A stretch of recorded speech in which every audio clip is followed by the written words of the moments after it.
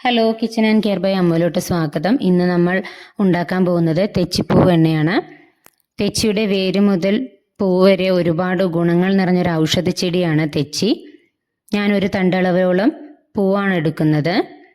ഒരു ഗ്ലാസ് വെളിച്ചെണ്ണയിൽ കാച്ചുവാൻ വേണ്ടിയാണ്. ആദ്യം ഇവയെല്ലാം ഇതളുകളാക്കിയതിന് ശേഷം ഒന്ന് ചതച്ചെടുക്കുന്നുണ്ട്. കട്ടിയുള്ളൊരു പാത്രം എടുക്കാൻ എല്ലാവരും ശ്രദ്ധിക്കുക. ചതച്ച പൂവിലോട്ട് ഒരു ഗ്ലാസ് വെളിച്ചെണ്ണ ഒഴിച്ചു കൊടുക്കുന്നുണ്ട്.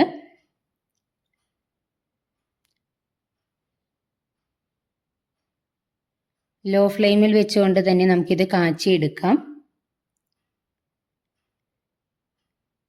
തെച്ചിപ്പൂവെണ്ണ നമുക്ക് തലയെ സംബന്ധിച്ച് ഡാൻഡ്രഫ്, ചൊറിച്ചൽ, മുടി കൊഴിച്ചിലിന് പരിഹാരമായിട്ട് നമുക്കിത് ഉപയോഗിക്കാവുന്നതാണ്.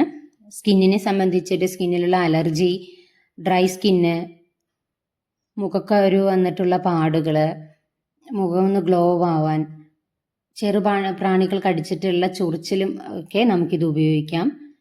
ചെറിയ കുഞ്ഞുങ്ങൾക്ക് മുതൽ വലിയവർക്ക് വരെ ഒരുപോലെ ഉപയോഗിക്കാവുന്ന ഒരു എണ്ണയാണ് തെച്ചിപ്പൂവെണ്ണ.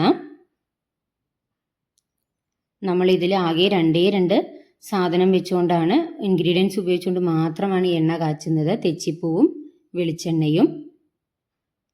നന്നായി ഇളക്കിക്കൊണ്ടേ ഇരിക്കുക.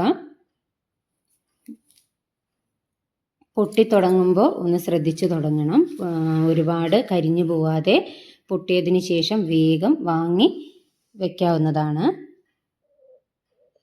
തണുത്തതിന് ശേഷം നിങ്ങൾക്കൊരു ജാറിലോട്ട് മാറ്റി ഇത് ഉപയോഗിക്കാം. സ്കിന്നിനും തലയ്ക്കും ഒരുപോലെ ഉപയോഗിക്കാവുന്ന ഒരു എണ്ണയാണ് തെച്ചിപ്പൂവെണ്ണ. ഇതുപോലെയുള്ള വീഡിയോ ഇഷ്ടപ്പെട്ടാൽ kitchen and care by Ammu subscribe ചെയ്യുക. Thank you for watching.